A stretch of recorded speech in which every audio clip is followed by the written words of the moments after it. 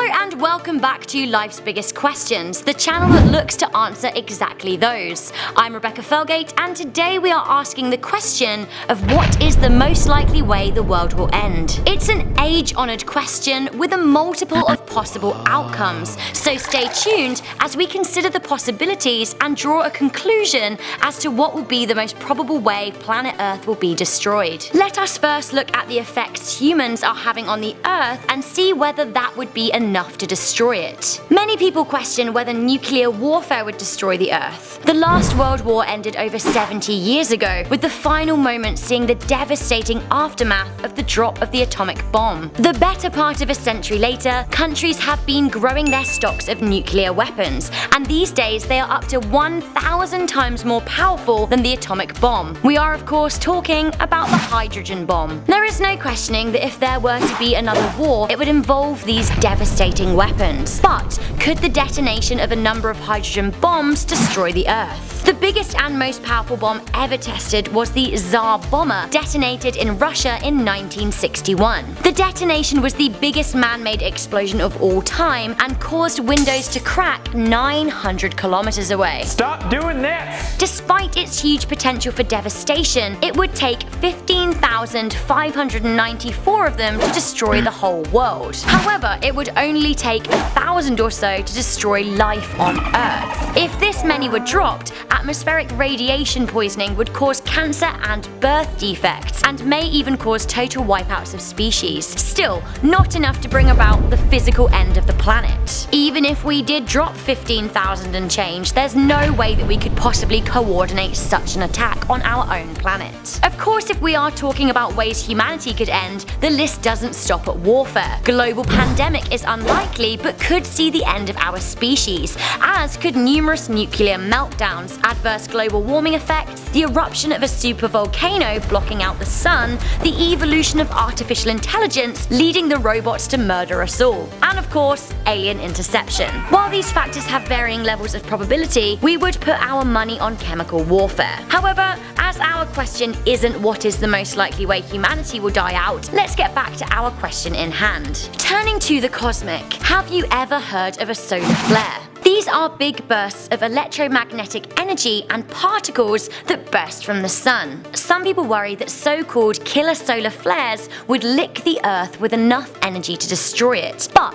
don't worry, these happen roughly every 11 years and mainly just interfere with our communication systems. They cannot damage the structure of the Earth, the top dogs at NASA say so we really shouldn't worry. Something to worry about in around 1.1 billion years, however, is the life cycle of the sun. As we know, our Earth is part of a solar system that orbits around our sun. Our sun, like all stars, is made up of hydrogen, which will keep on burning until it runs out. Before that point, the sun expands into a red giant and will then settle down as a small white dwarf star, slowly cooling down for trillions of years until it just becomes another rock floating in space. In 1.1 billion years, the sun will begin to grow by about 10%, and over the course of another 2 billion years will eventually grow to 40% its size. Somewhere between these points, life on Earth would become impossible, with the oceans boiling and evaporating. Changed, but not destroyed, Earth will be a hot mess, a lot like Venus. Then,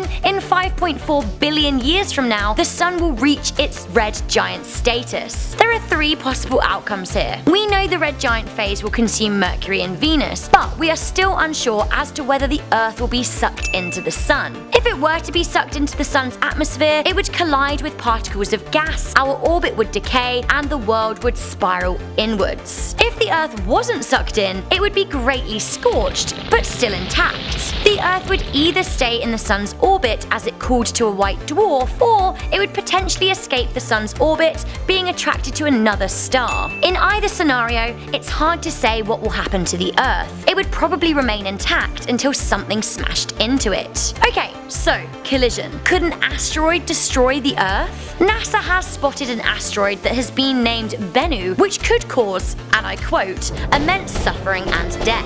Bennu Bennu is approximately 500 meters in diameter and is due to pass through the gap between the Earth and the Moon in the year 2185. A long way off, sure, but not too distant in the future. If Bennu is knocked even slightly off its course, it could smash into the Earth, and if it did, it would hit with the energy impact of 3 times more than all of the nuclear weapons detonated throughout history. However, on a global scale, things wouldn't be too bad. Depending on where Bennu hit, it could destroy the best part of a small city or spark a devastating tsunami, both of which would include the loss of life on a mass scale, but would not be enough to wipe out humanity or even come close to destroying the Earth, save, obviously, for a pretty sizable crater dent. It would take something a lot bigger than any asteroids we have ever known to destroy the Earth, a planet, for example, but that is more than extremely unlikely while we remain in the protection of our current orbit. There is something out there lurking that actually does have the real power to destroy the Earth, and that is a black hole. To put it simply, black holes are formed from the implosion of big stars, very big stars, much bigger than our sun.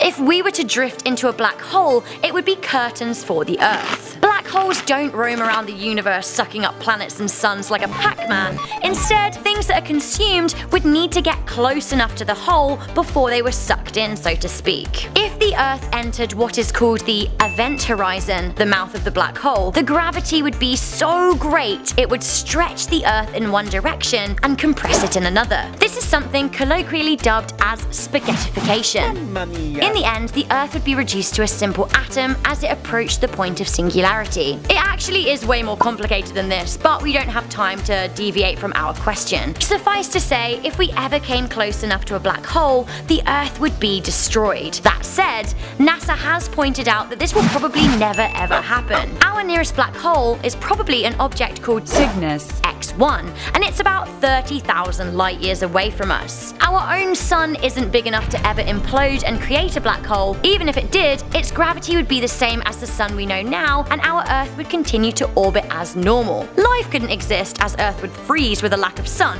sure, but Earth as a rock would very much remain intact. A more pressing concern is the possibility of humans creating a micro black hole that will eventually engulf the Earth. The European Organization for Nuclear Research has built something called a Large Hadron Collider, a powerful particle collider. Many fear that the tests conducted in the collider will create microscopic black holes. If this were to happen, the world could eventually be sucked inside, leading to the total destruction of Earth. But honestly, even if this could happen, which is very, very, very unlikely, it would take trillions and trillions of years for a hole so small to even devour a block of a city. We are fine. So what of prophecies? Many have predicted an end of times. Can they help us find an answer to our question? The Rapture, Doomsday calculations, Rashad Khalifa's Quran calculations, and Orthodox Judaism musings all say that we are on the cusp of an end of days. Some cite the second coming of Jesus, others cite death by asteroid, others just simply state that our time has come. Time and time again, seers have claimed to predict the day that the world will end. And we are still standing. Far more likely than being swallowed by a black hole or experiencing some kind of rapture, perhaps the end of the world will come about by alien intervention. Sounds pretty ludicrous, but top minds such as Stephen Hawking have voiced concerns over alien life intercepting humanity and not dealing with it very well. If you haven't watched our video Are Aliens Real? At this point it may help you with some questions you have about this area of the video. We know now that alien life does exist, but we haven't found intelligent alien life out there yet. That isn't to say it doesn't exist. Elsewhere, intelligent life could have already begun and died out, or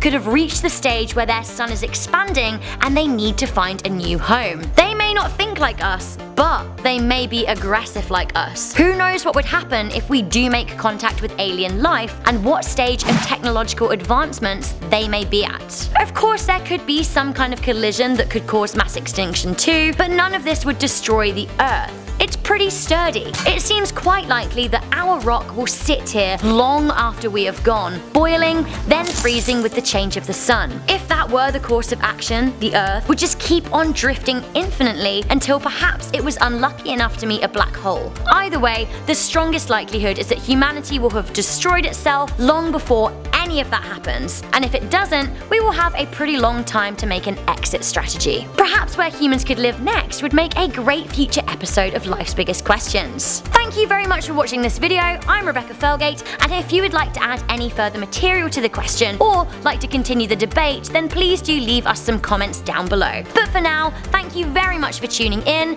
If you like this video, make sure you give us a good thumbs up. Please do share this video with a friend, and of course, please do subscribe to Life's Biggest Questions, and I will see you curious minds next time.